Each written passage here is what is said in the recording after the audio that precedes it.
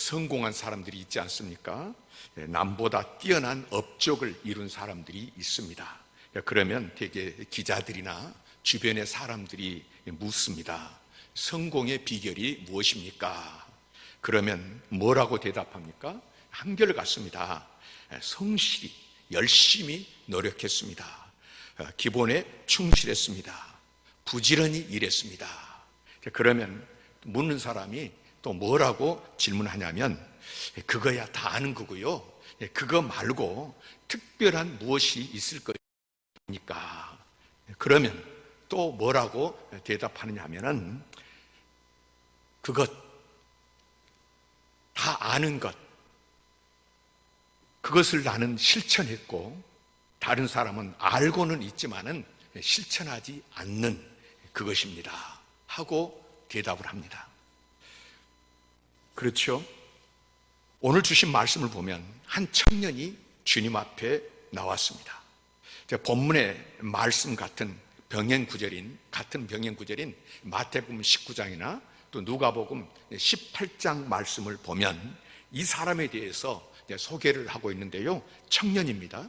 그 다음에 관원입니다. 관리라는 말이죠. 그리고 부자라고 했습니다. 한마디로 당대의 엘리트였습니다. 이 사람이 예수님께 나와서 영생을 얻겠다고 합니다. 영생에 대한 진리를 물었습니다. 그런데 마지막 장면을 보면 이 사람은 슬픈 날로 심하며 돌아갔다. 예수님께 실망을 하며 돌아갔다. 아니, 자기 자신에 대해서 실망하고 돌아갔다고 기록합니다. 이제 빌리 그리함 목사님도 그런 말씀을 했습니다마는 돈으로 안 되는 것이 몇 가지 있는데 그 중에 한 가지가 자녀 교육이라고 했습니다. 자녀의 이끄는 문제라고 했는데요. 그렇죠.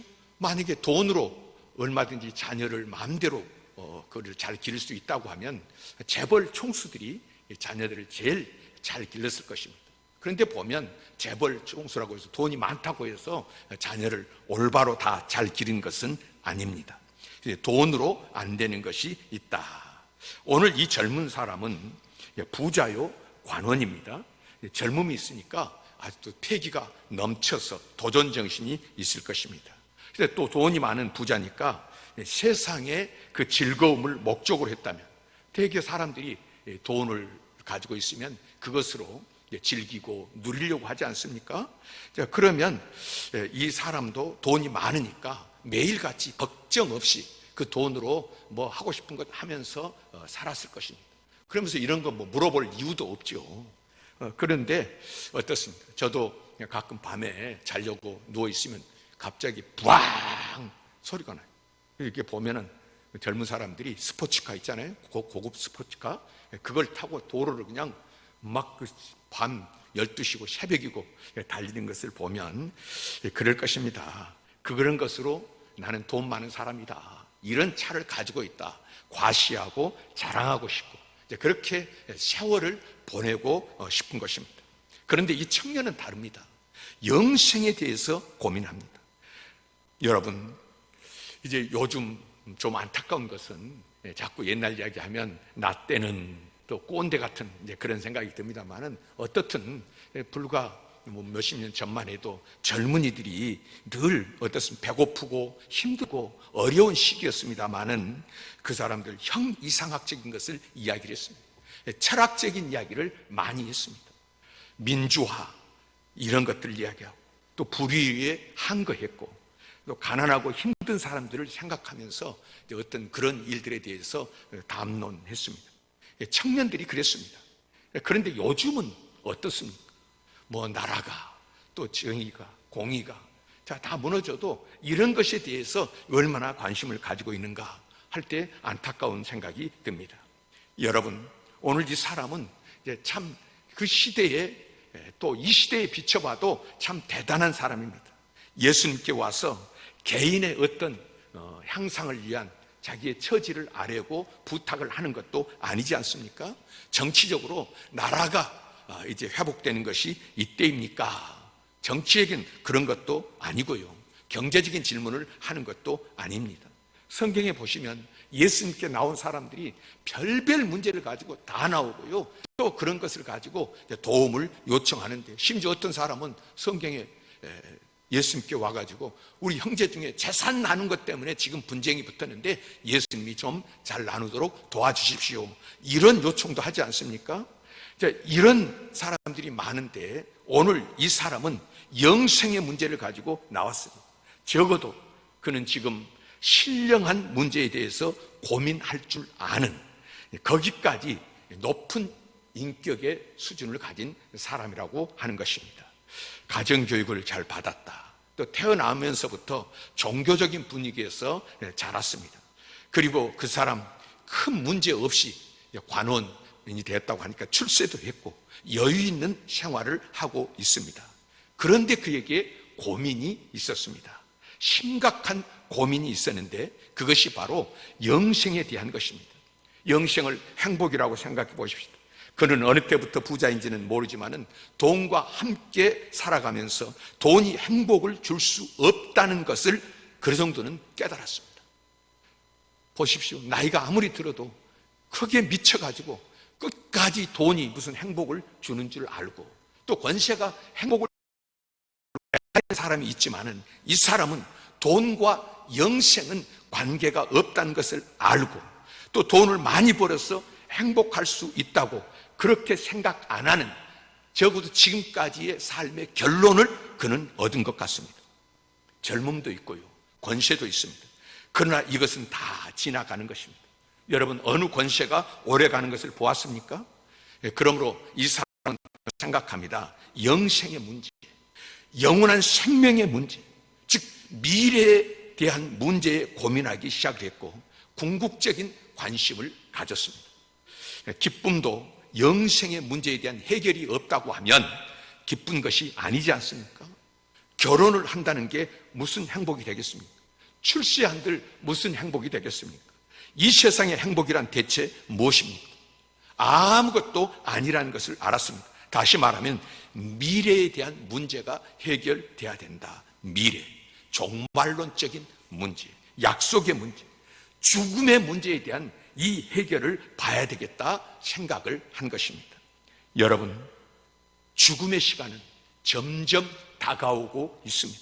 내가 믿거나 말거나, 바라거나 바라지 않거나, 저와 여러분, 우리 모두에게는 매일 그 시간이 다가오고 있는데요, 이 죽음에 대한 바른 해답을 얻지 못한다면 여러분, 오늘 우리는 과연 잘 살고 있다고 할 수 있을까요?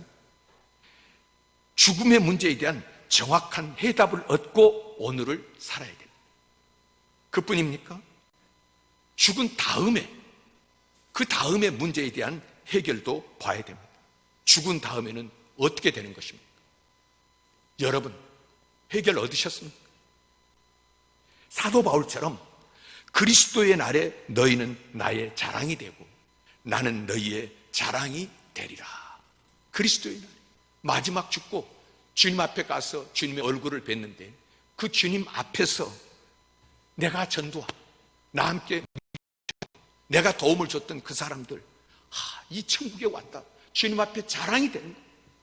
그리고 저들도 저런 사도 바울을 알게 됐고 내가 그를 도왔고 하면서 서로 자랑이 되는 이 삶에 대해서 바울은 확신을 가지고 있는 거예요. 너희가 나의 자랑이, 나는 너희의 자랑이 되는 그리스도의 날. 여러분, 오늘 삶을 마쳤을 때, 주님 앞에 섰을 때에 여러분 자랑이 무엇이겠습니까? 그날에 대한 확실한 해답을 얻고 오늘을 사는 것처럼 여유 있고 자유롭고 행복한 일은 없을 것입니다. 미래 문제 해결이 바로 현재 문제의 해결이기 때문에 그렇습니다.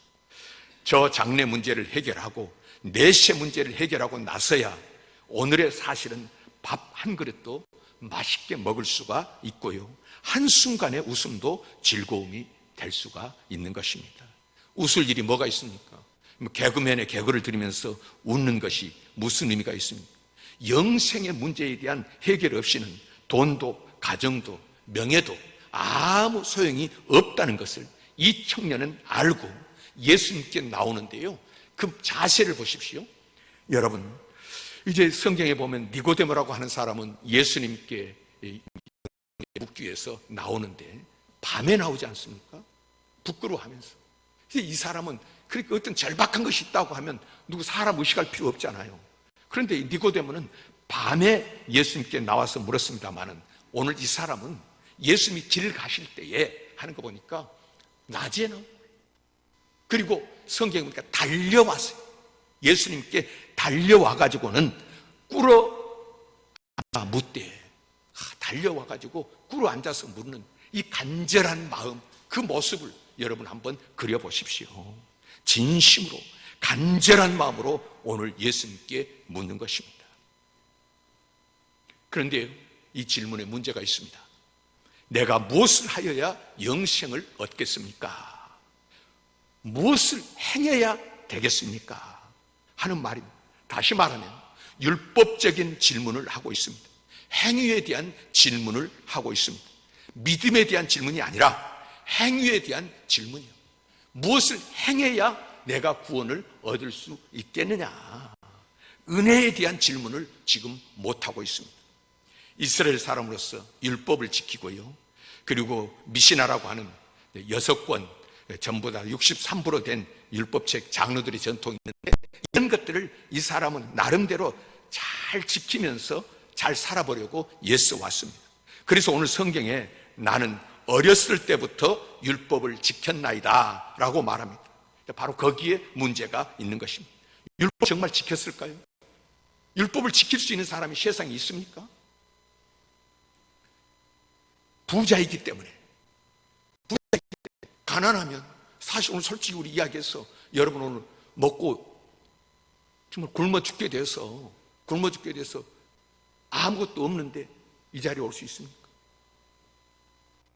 적어도 먹는 문제, 우리가 어떤 것을, 이 사람은 부자이기 때문에 이제 다른 사람보다 여유롭게 율법을 지켰다. 도둑질 안 하고 거짓말 안 하고 율법을 지켰다, 이렇게 이야기를 하는데, 상대적인 평가에서 자기가 율법을 지켰다고 지금 교만하게 생각을 하고 있는 것입니다. 여러분 생각해 보십시오. 어리석은 사람은 최선을 다했다고 말합니다마는, 여러분 최선을 다한 사람은, 진짜 최선을 다한 사람은 뭐라고 합니까? 정말 내가 그때 조금 더 했더라면, 이렇게 말하는 거예요. 근데 착각하고 있는 사람은 최선을 다했다, 이렇게 말하는데요, 이 사람 보십시오. 최선을 다하고 그것도 모자라서 예수님 앞에 와서 내가 다 했는데 이제 또 무엇을 해야 영생을 얻겠습니까? 다 했는데 또 무엇을 더 해야 영생을 얻겠습니까? 하고 질문을 하고 있는데, 과연 합당한 사람입니까? 그래서 예수님 딱 한마디 하십니다. 한 가지 부족한 것이 있다. 그가 늘 듣던 말입니다. 살인하지 말라, 간음하지 말라, 도적질하지 말라. 그 율법에 대한 이야기, 그 알던 이야기 아닙니까? 이것을 다 지켰습니다 라고 말할 때, 좋아, 한 가지 부족한 것이 있다, 부족한 것을 알아야 된다는 말씀입니다. 여러분, 나의 부족이 무엇입니까? 병법의 지피지기면 백전백승이라는 말이 있습니다. 적을 알고 나를 알면 백전백승이다. 바둑두는 사람 사이에 하는 말 중에 혼자만의 수익기라는 말이 있습니다. 혼자만의 수익. 지금 둘이 두지 않습니까? 둘이 지금 경쟁을 하는 거예요.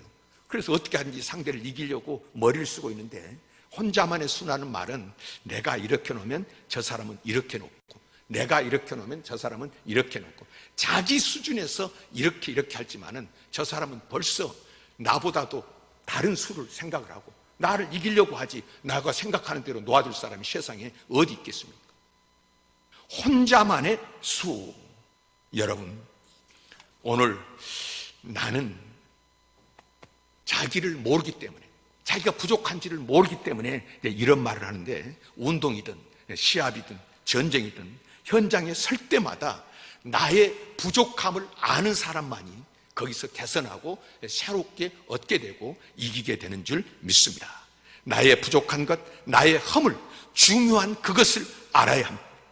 그래 예수님 말씀이 오히려 한 가지 부족한 것 너 생각해 봤느냐 하고 묻습니다. 옛날에 먼 길을 여행하면서 사막을 지나가게 되는데 하늘로부터 한 음성이 들려왔습니다. 너가 북쪽으로 한 2km쯤 가게 되면 오아시스를 만나게 될 것이다. 그 오아시스 물가에 가보면 조약돌이 많이 있을 것인데 그 조약돌을 너 주머니에다가 될수록 많이 넣고 그리고 하룻밤을 자라. 그러면은 아침이 됐을 때 한 가지 기쁜 일이 있게 되고 또 한 가지 슬픈 일이 있으리라. 세상에 이렇게 이상한 이야기가 어디 있습니까? 또 이게 도대체 무슨 말인가 궁금하기도 합니다. 정말로 이 나그네가 한 2km 북쪽으로 갔더니 오아시스가 있습니다. 그리고 주변에 조약돌이 많이 있는 것입니다. 들려온 음성대로 주머니에다가 돌을 넣었는데 뭐라고 했습니까? 내 주머니에다가 될수록 많이 넣고 하룻밤을 자라. 그랬는데 이 사람 돌멩이를 주머니에다 넣으면서 이게 도대체 무슨 짓인가? 돌을 주머니에다 넣고 자면 배기고 잠이 오겠습니까? 그래서 주머니 2개에다가 몇 개를 넣었습니다. 그리고 반신반의하면서 하룻밤 보내는데 아침에 일어나 보니까 딱 꺼내보니까 그것이 금덩어리가 되어 있는 것입니다. 이야, 금이다. 얼마나 좋은지. 그런데 그렇게 기뻐하는 동시에 순간 이럴 줄 알았으면 주머니에다가 많이 채워넣을 걸. 12주머니나 되는데 주머니 가득 채울 걸 내가 왜 2주머니에만 이 몇 개만 넣었을까? 탄식을 하는 것입니다. 그래서 기쁨보다 슬픔이 더 많았다는 이야기입니다. 사람마다 자기가 지금 무엇을 하고 있는지, 자기가 무엇에 부족함이 있는지 근본적으로 돌아가서 이것부터 생각을 해야 되는데 우리 잘 모르지 않습니까? 나가 부족한 것을 잘 모른다. 또한 오늘 말씀을 보면 너게 있는 것을 다 팔아 가난한 자들에게 주라 하고 말씀하십니다. 너에게 있는 것을 다 팔아. 너가 가지고 있는 게 무엇이냐 이것입니다. 너 가지고 있는 것을 통해서 영생의 역사는 시작이 되겠다는 말씀입니다. 있는 것, 아는 것, 할 수 있는 것, 이것이 중요한 것입니다. 이것으로부터 무엇이 중요합니까? 가장 중요한 것을 위해서라면 중요치 않는 것을 버릴 수 있어야 된다. 그래서 예수님께서 하신 비유의 말씀을 여러분 보면 어떤 사람이 남의 밭을 갈다가 밑에 뭐가 걸렸어요. 그래서 파보니까 보물 상자. 근데 이거 그 밭 주인 있으니까 이걸 묻어두고 가지고는 모든 것을 다 팔아가지고 그 밭을 샀습니다. 무엇을 얻기 위해서요? 보물을 얻기 위해서. 근데 여러분 이때 집에 가서 물건을 팔 때 아까운 생각이 들었을까요? 안 들었을까요? 그 물건 팔기가 어려웠겠습니까? 쉬웠겠습니까? 이 보물이 너무나 엄청난 것이기 때문에 이거 파는 것 아까운 생각 안 들었을 것입니다. 어느 것이 더 가치 있는지를 알고요, 그 가치 있는 것을 얻기 위해서 가치가 덜한 것을 버리는 것. 여러분, 그렇습니다. 참 진리를 아는 사람은 나머지 일을 버리는 것을 그렇게 어렵게 생각하지를 않습니다. 문제는 그리스도적 인격, 바른 가치관에 문제가 있는 것이죠. 무엇이 중요한 것입니까? 그것을 똑바로 깨닫고 나면 그 다른 문제는 문제가 되지를 않는다. 그게 도대체 무슨 대단한 이야기였습니까? 그래서 너게 있는 것을 다 팔아라 말씀하십니다. 그리고는 가난한 자들에게 주라 그랬습니다. 있는 것을 주라, 할 수 있는 것을 하라 그 말인데요, 여러분, 영생의 문제를 가슴에서 해결하려고 하지 말고 머리를 굴려서 마음으로 해결하려고 하면은 안 된다는 것입니다. 영생의 문제는 손발로 해결해야 된다. 가치관이 바뀐 삶을 살아야 된다는 말씀입니다. 성경을 통해서 보여준 삭개오의 이야기가 그것 아니겠습니까? 삭개오는 세리장이었습니다. 부자였습니다. 이제 세리장, 부자는 같은 말인데요, 그 당시에 세리라고 하는 사람, 세금 걷는 사람인데 지금 이스라엘 나라가 로마의 식민지 생활을 하고 있는데 이제 이 이스라엘 사람들에게서 세금을 걷어야 되겠는데 이제 로마 사람들이 세리들을 임명을 하는 거예요. 임명을 해가지고 너가 세금을 많이 거두면 거둔 만큼 너에게 돌아가는 몫이 많다. 이렇게 하는 거예요. 그러니까 이 세리들은 어떻게 하든지 뒤에 권력을 믿고 세금을 많이 뜯어내는 거예요. 그러니까 이스라엘 사람들에게서는 원수도 이런 원수, 나라 팔아먹은 원수보다 더한 원수들이에요. 그러니까는 이스라엘 사람들이 죄인 중에 죄인이 세리, 사람 취급도 안 했어요. 그 당시. 그리고 아무리 어려운 일이 있어도 세리들한테는 도움을 안 청한다. 그만큼 멀리 할 정도로 세리들이 미운 사람들이었어요. 그런데 이 세리들은 어떻게 하든지 돈을 많이 벌어야 된다, 이 생각. 근데 이 삭개오는 세리장이 되었으니까, 성경에도 부자라 그랬습니다만은 세리장이 되었다는 말은 돈을 얼마나 많이 벌었느냐 그 말입니다. 근데 이렇게 돈 많이 벌었던 이 사람의 지금까지 가치관은 뭐냐면, 다른 사람들이 나를 욕하든 말든 돈만 많으면 돼. 돈이 최고야. 나에게 있어서 최고의 가치는 돈이다. 그런 생애를 살아왔잖아요. 그런데 이 사람이 돌 감람나무 위로 올라갔습니다. 예수님 보기 위해서. 예수님이 부르십니다. 삭개오야. 이 순간 삭개오가 충격을 받았습니다. 돈이 전부인 세계로 알았는데 저분이 본 적도 없고 안 적도 없는데 내 이름을 어떻게 아느냐 말이에요. 그리고 이름을 불러주면서 오늘 내가 너의 집에 들어가서 유해야 되겠다, 이 말씀을 할 때 삭개오는 새로운 세상을 본 것입니다. 결국 그가 돌감람나무에 올라간 것은 돈으로 만족하지를 못했다. 새로운 것을 찾고 추구하고 있었는데 예수님께서 자기 이름을 불러주시니까 이제 이 사람은 성경에 뭐라고 기록하냐면 급히 내려와 즐거워하며 영접하거늘, 급히 내려와 즐거워하며 영접하거늘 할 때 누구를 영접합니까? 예수님을 영접하는데 이 안에 담겨진 뜻은, 내가 지금까지는 돈을 대접하면서 거기에 최고의 가치를 두고 영접하면서 살았는데 이제는 누구를? 예수님을 영접을 했습니다. 그래서 뭐라고 하냐면, 주여 보십시오, 내 소유의 절반을 가난한 자들에게 주겠사오며 누구의 것을 속여 빼앗은 일이 있으면 내 갑절이나 갚겠나이다. 이 말은 내가 이제 착하게 살겠습니다, 이제 선하게 살겠습니다, 나눠주며 살겠습니다, 이런 뜻이라기보다는 지금까지 내가 돈을 가장 소중하게 여기면서 모시고 살았는데 이제 나의 가치관은 바뀌었습니다.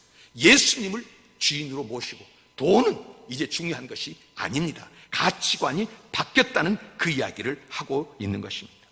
그때 주님께서 오늘 구원이 이 집에 이르렀으니 이 사람도 아브라함의 자손이미로다 하고 말씀하십니다. 여러분, 주님이 말씀하십니다. 이 청년에게 말씀하십니다.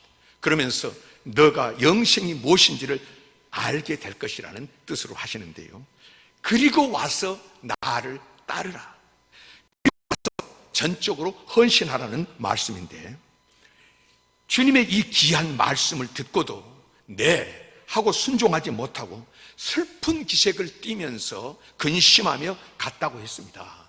여러분, 주님 만난 사람, 지금까지 기쁨 얻지 못한 사람이 없습니다. 주님을 만나면 거기에 답이 있고, 거기에 길이 있고, 거기에 은혜가 있고요, 회복이 있고요, 모든 답이 다 거기에 있었습니다. 그런데 이 사람은 주님을 만나고도 슬픈 기색을 띠며 근심하며 돌아갔다. 얼마나. 이 시대는 경영학이라고 하는 학문을 중요하게 여깁니다. 어떻게 하면 경영자가 될까? 어떻게 하면 CEO가 될까? 또 어떻게 하면 좀 더 유능한 지도자가 될까? 그렇죠? 참, 지도자가 어떤 사람이냐, 어떤 리더십을 가지고 있느냐에 따라서 나라가 달라지지 않습니까? 예? 가정도 달라지고요, 회사도 달라지고요, 이 리더가 어떤 사람이냐. 지난 8월 24일이 한중 수교, 중국하고 우리나라하고 수교 30주년이 되겠다고 양국에서 여러 가지 행사를 하게 되는데, 열리게 된 시초가 뭐였습니까? 당시 미국 국무장관이었던 헨리 키신저가 그 주계 장막, 거기에 이제 단판을 지어가지고 준내하고 같이 단판을 지어서 이제 중국이 열리게 되는데요, 그 헨리 키신저, 그 사람 오래된 사람 같지만은 지금도 살아 있습니다. 올해 나이가 99살입니다. 내년이면 100살인데요. 지금 이 사람이 뭐 하고 있느냐? 하고 이야기 들어보니까 책을 쓰고 있습니다. 지금도. 그 책 무슨 내용이냐 물어보니까 들어보니까 리더십에 관한 책이라. 그러니까 이 사람이 100살, 100년 세월을 살아오면서 마지막에 내 인생에 중요한 것이 뭐냐 생각할 때 리더십이 중요하다 여겼기 때문에 이제 그에 대한 책을 쓰고 있는데요. 여러분, 그동안에 리더십에 관한 여러 책들이 나왔고요. 거기에서 이야기하는 것 중에 늘 공통적인 것들이 있는데 무엇입니까? 이제 거기에 보면 옛 것으로부터 벗어나야 된다. 옛 것으로부터 바뀌어야 된다. 새롭게 돼야 된다. 이제 이것이 리더십에 말하는 거기에 핵심입니다. 그래서 거기 보면 그런 책들 보면 우리를 벗어나야 된다. 내가 나이 좀 먹었다고 선배니 뭐니 우리나라처럼 이거 심각한 나라 없지 않습니까? 요즘 정치권이 시끄러운 것도 뭐 때문입니까? 나이도 어린 것이 건방지게 이러면서 당대표를 마음으로 인정을 안 하는 것입니다. 어린 사람을 당대표로 모시지 못하겠다. 쳐내야 한다는 것입니다. 실력 때문도 아니고 능력 때문도 아니고 인격도 아니고 나이 어린 후배이기 때문에 건방지다고 생각을 하고 인정을 못하는 것입니다. 여러분, 나이가 벼슬이 아니지 않습니까? 내가 선배다, 내가 더 어른이다, 그거 빨리 지우지 않으면 이 시대에 우리가 자유할 수가 없는 것입니다. 또 리더십의 두 번째는 무엇입니까? 지식으로부터 벗어나야 된다. 낡은 지식, 그거 벗어나야 합니다. 더구나 전문성이 전부 틀립니다. 어떤 사람이 전문가다 이야기하면 할수록 그 분야에서 전문가지. 여러분, 여기 다른 분야가 얼마나 많습니까? 거기는 초짜라는 거예요. 그래서 이 전문성, 내가 이거 전문이다, 이게 전부인 줄 알고 살면 낭패를 볼 수밖에 없다는 것입니다. 교만하면 안 되는 것입니다. 검사의 지식, 법 지식, 그거 가지고 나라 다스릴 수 있습니까? 빨리 지워야 올바른 리더십을 가지고 바로 설 수가 있다는 것입니다. 셋째는요, 낡은 경험입니다. 잘못되면서 누적된 타성화된 경험, 이 경험 자체가 지금 우리의 발목을 잡고 있는데요. 보면 저 자신도 그럴 때 보면 회의할 때 보면은 우리 교회가 전통이 이런데 옛날부터 이랬는데 이러면서 작년에 이랬는데 누가 그랬는데 이러면서 옛날 타성에 젖어가지고요, 경험에 젖어가지고 앞을 못 나가고 묶여있는 경우가 얼마나 많은지 모릅니다. 우리나라 같은 경우는 좌파, 우파, 진보, 보수, 도대체 좌파가 뭐고 진보가 뭡니까? 보수는 뭐고 또 우파는 뭡니까? 물어보면 대답도 못합니다. 알지를 못하는 거예요. 그러면서 서로 알레르기 반응을 일으키면서 평생을 여기에 휩쓸리고 저기에 휩쓸려서 어떤 사람 말대로 죄송합니다만 개, 돼지 취급을 받으면서 선동에 놀아나는 것입니다. 여기에 한번 빠져들면 보십시오, 예수도 소용없습니다. 목사도 소용없는 거예요. 다 무슨 자기 진영 놀기에 빠져가지고요, 사실 진영도 알지도 못하면서 거기에 빠져가지고 참 헤매고 있는 그런 모습들이 있는데 거기에 무슨 리더십이 있고 새로운 것이 있겠습니까?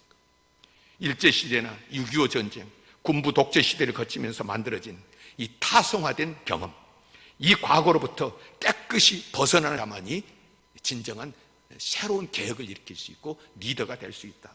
그분의 인격이나 그분의 다른 삶은 다 제쳐두고 그건 내가 판단할 일이 아니지만 주님이 아시겠죠. 그는 한 가지, 적어도 세계적인 기업을 만들고 오늘 세계적으로 참 그렇게 인류 기업을 만든 전에 삼성 이건희 회장이 어떻게 이 기업이 이렇게 세계적으로 발돋움하게 됐습니까? 그 출발점을 일본에서 회의를 하면서 뭐라고 했습니까? 그룹 회의를 하면서 그거 한 말이, 마누라하고 자식 빼놓고는 다 바꿔야 된다.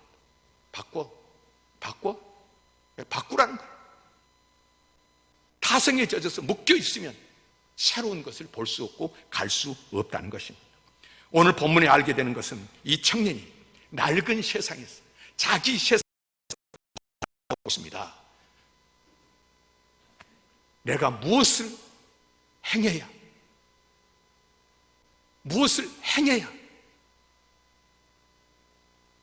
영생을 얻을 수 있겠습니까? 자기 세상.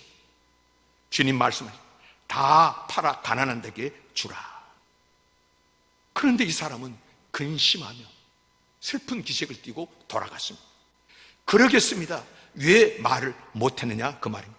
여러분 한번 생각해 보십시오. 주님 말씀에 그러겠습니다. 당장 팔아서 다 주겠습니다 그랬더라면 주님이 무엇이었을까요? 여러분 한번 상상해 보십시오. 예, 주님 말씀대로 다 팔아서 가는 사람에게 주겠습니다 했더라면 주님이 뭐라 그러셨겠느냐 그 말입니다.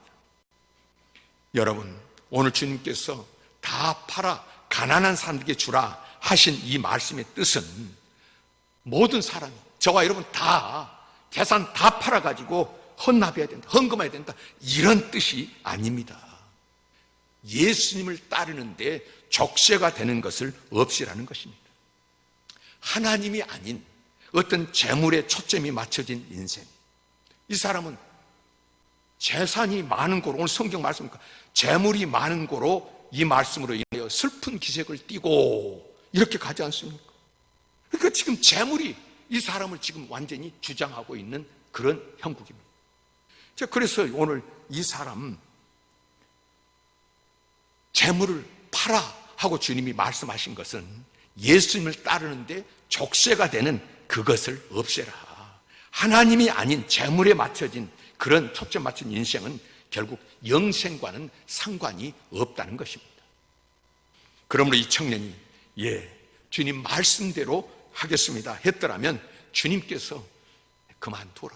또 좀 그 다 그러는 게 아니고 가지고 그 우리가 할 일이 얼마나 많느냐.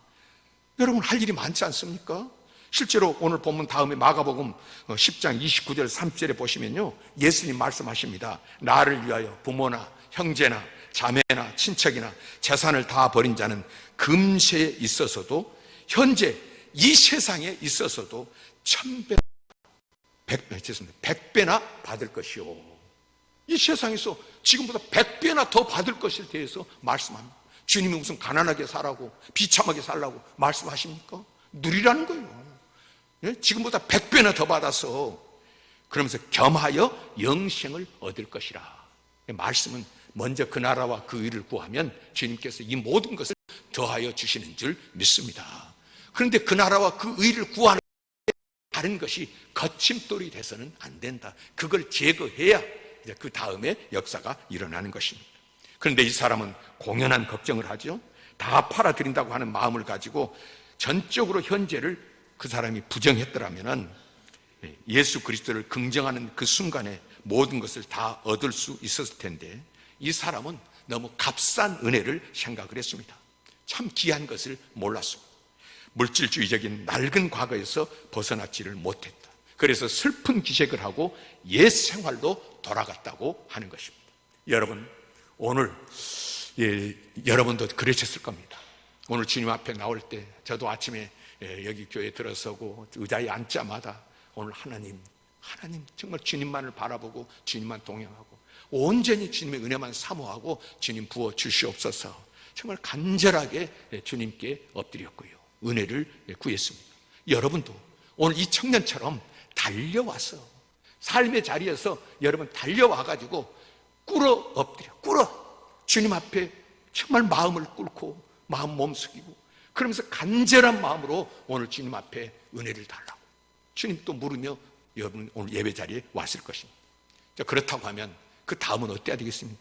이 청년처럼 돌아갈 때 슬픈 기색을 띠고 돌아가시겠습니까? 아니면은 기쁨으로 돌아가겠습니까? 여러분 우리 예수님께 생명이 있는 줄 믿으시기를 바랍니다.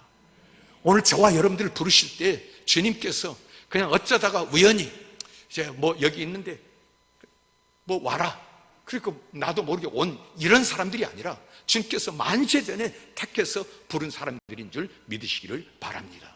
그리고 주님께서 부른 사람에게 받은 줄로 믿으라 성경은 말씀을 하시는 것입니다. 이미 여러분 예수 그리스도 안에서 오늘 우리 주님께서 부어주신 줄 믿으시기를 바랍니다. 근데 핵심은 무엇입니까? 여러분 가치의 중심이 뭐냐? 예수 그리스도가 되기를 우리 주님께서 믿습니다. 주 예수보다 더 귀한 것은 없네. 예수보다 더 귀한 것은 없네. 오늘 여러분 이 믿음을 가질 때 그 다음에 오늘 이 청년의 삶이 아니라 정말로 예수 만난 삶에 사람의 기쁨이 있고 그 길이 있고 새로움의 역사가 있는 줄 믿으시고 이 믿음으로 승리하시기를 주의 이름으로 축원합니다.